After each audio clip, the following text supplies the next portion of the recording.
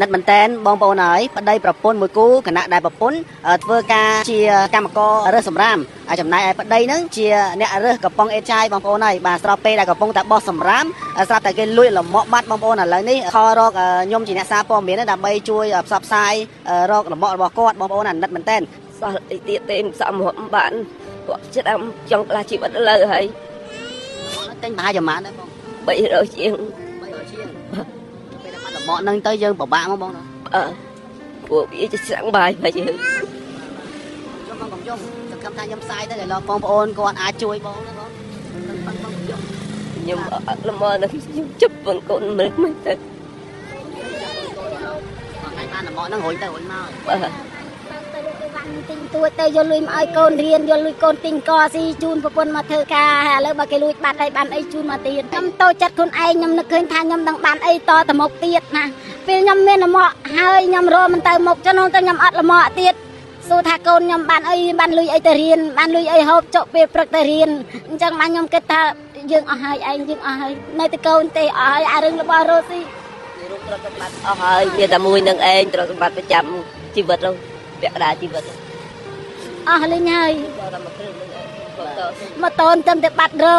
រទៅតាមដល់អ្នកលឿងទៅតាមដល់នៅប្រវត្តិដល់ម៉ូតូដល់ហ្នឹងលមកហ្នឹងទៅទាំងម៉ូតូមែន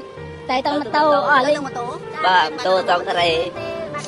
បងប្អូនហើយបាទអានេះគឺជាឆ្នាំងបាយរបស់គាត់បងប្អូនហើយបាត់ទាំងលមកបាត់ទាំងម៉ូតូបាទរាល់ដងវាអត់ដែរអីបងប្អូនហើយគាត់នឹកស្មានដល់ថាចោលដែលហ៊ានលួចសូម្បីតែបាទគាត់ជាកម្មករអ្នកបោះសម្រាមក៏ដូចជាបងប្រុសគាត់ជាអ្នកដើររើអេចាយបាទមួយថ្ងៃរកបានបន្តិចអីបន្តិចមែនតើបងប្អូនអរគ្នាមិនគួរណាចោលនឹងហ៊ានដាច់ចិត្តមែនតើបាទឥឡូវនេះគាត់មាន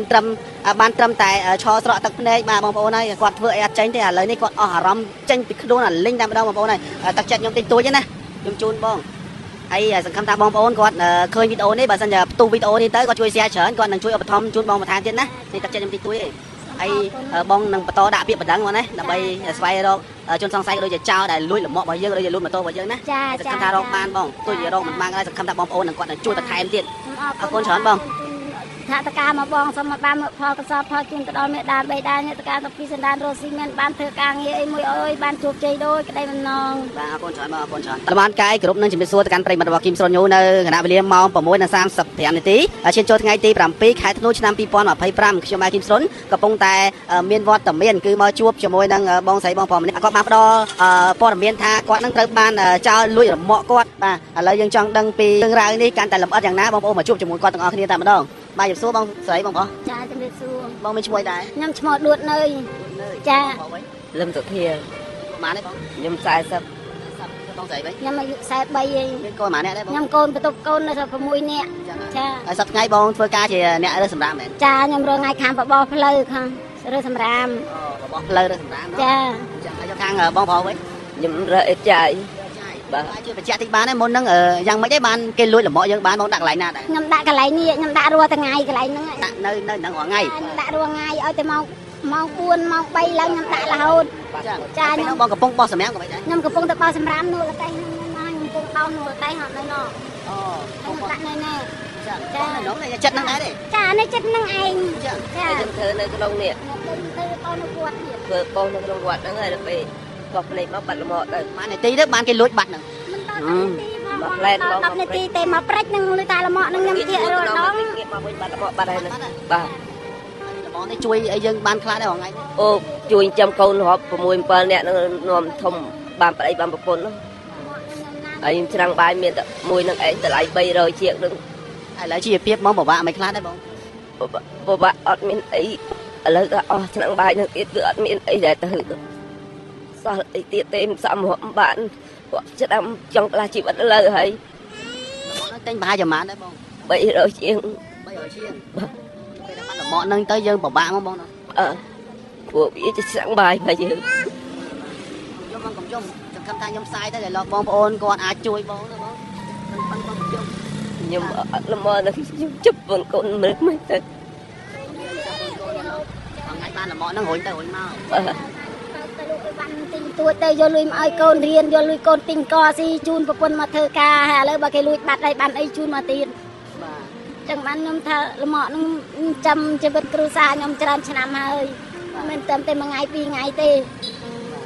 ហើយខ្ញុំជពើបំណុលគេក៏ដោយសារលម៉កនឹងសងជួយសងយើងនឹងរួចអស់ហើយនៅយើងរងចាំឆ្នាំងបាយខ្លួនយើងចូលផ្ទះគេនៅបើមួយខែឡើងសងថ្លៃផ្ទះគេ100ហើយសល់ប្រហែលទៀតយកឲ្យកូនរៀនកូនសូត្រ និយាយទៅជីវភាពយើងរាល់ថ្ងៃពិបាកប៉ិតមែនតែយើងតែងតែគិតពីគ្នាណាបងស្រីណា ព្រោះអីប្តីខ្ញុំគិតពីខ្ញុំមកគិតឲ្យព្រឹកឡើងជូនខ្ញុំមកឲ្យម៉ោង3ឡើងកន្លះឡើងជូនខ្ញុំមកដល់កន្លែងហ្នឹងហើយខ្ញុំមិនចុះបោះគិតចុះបោះមុនខ្ញុំហី គិតដល់ពេលអ្នកដែលទុកលំអនៅនេះហ្នឹងប្តីឬមួយក៏បងអ្នកទុក ប្តីខ្ញុំទុករាល់តែថ្ងៃ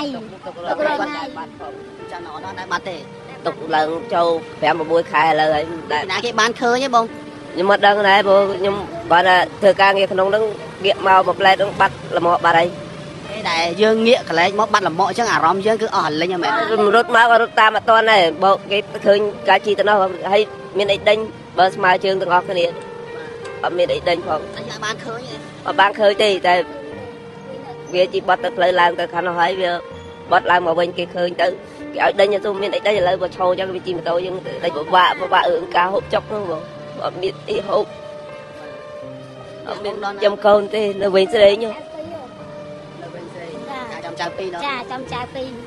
ហើយការមួយគ្នាប្រហែលឆ្នាំទេបង ខ្ញុំបានប្តីខ្ញុំបានពីឆ្នាំ2000នោះ ឆ្នាំ2000 ចា 25ឆ្នាំហើយ ចា25ឆ្នាំហើយនៅ26ឆ្នាំហើយខ្ញុំនៅក្នុង ហើយជីវភាពយើងនៅតែអត់អាចលើសនឹងទេ អត់លឺនឹងទេបងបានថាអត់លឺនឹងព្រោះអីជីវភាពខ្ញុំបានតែមិនតុបទល់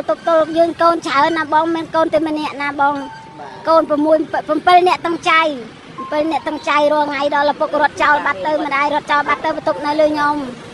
នៅពេលដែលបងកំពុងតែមានជីវភាពលំបាកហើយស្របពេលដែលមានចោលលួចលំអបងទៀតតើបងមានអារម្មណ៍គិតថាតូចចិត្តខ្លួនឯង ខ្ញុំតូចចិត្តខ្លួនឯងខ្ញុំនឹកឃើញថាខ្ញុំនឹងបានអីតទៅមុខទៀតណាពេលខ្ញុំមានលំអហើយខ្ញុំរកមិនទៅមុខចំណងតែខ្ញុំអត់លំអទៀត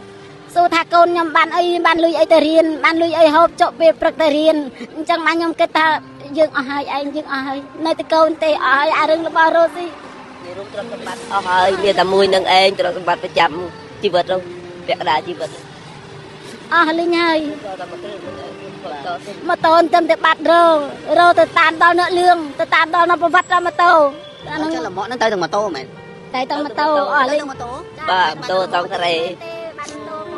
ហើយបាទអានេះគឺជាឆ្នាំងបាយរបស់គាត់បងប្អូនហើយបាត់ទាំងលំអបាត់ទាំងម៉ូតូបាទរាល់ដងវាអត់ដែរអីបងប្អូនហើយគាត់នឹកស្មានដល់ថាចោលដែលហ៊ានលួចសំបីតែបាទគាត់ជាកម្មករអ្នកបោះសម្រាមក៏ដូចជាបងប្រុសគាត់ជាអ្នកដើររើអេចាយបាទមួយថ្ងៃរកបានបន្តិចអីបន្តិចមែនតើបងប្អូនអរគ្នាមិនគួរណាចោលនឹងហ៊ានដាច់ចិត្តមែនតើបាទឥឡូវនេះគាត់មានត្រឹមបានត្រឹមតែឈរស្រក់ទឹកភ្នែកបាទបងប្អូនហើយគាត់ធ្វើអីអត់ចេញទេឥឡូវនេះគាត់អស់អារម្មណ៍ចេញពីខ្លួនអាលិញតែម្ដងបងប្អូនហើយតែសង្ឃឹមថាបងប្អូនទាំងអស់គ្នានឹងជួយ share ចែកម្លែកវីដេអូនេះម្នាក់មួយហើយលំអបងហ្នឹងរូបរាងយ៉ាងម៉េចដែរបង ពណ៌ស្វាពណ៌ទួយជែកហើយលម៉ូតូអសង្ការ៉េផ្សាររៀនដាក់ពីមុខផ្សាររៀនទប់កុំឲ្យបាក់តួនៅពីមុខ អញ្ចឹងបងប្អូនបានឃើញតែផិនភាករមាក់របស់គាត់ឲ្យជួយគាត់ទុកផងហើយជួយតំណែងមកខាងពេកខ្ញុំក៏បានតែខ្ញុំតាក់តមកគាត់ឲ្យទៅយកលមាក់នឹងវិញបាទមិនដឹងថាយកទៅដល់ណាដល់ណីទេហើយសង្ឃឹមថាបងប្អូនអរគ្នាជួយ share ចែកម្លែកវីដេអូនេះម្នាក់មួយបាទហើយបើអាចទេបងប្អូនអាណិតគាត់មែនតើនេះហើយធ្វើការជាកម្មករបោះសម្រាម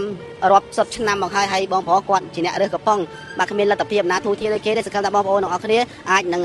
ចែកម្លែកក្នុងការជួយ share វីដេអូហើយក៏ដូចជាជួយឧបត្ថម្ភថវិកាគាត់តិចក្តីច្រើនក្តីតាមសទ្ធារបស់បងប្អូនទាំងអស់គ្នាទៅឥឡូវ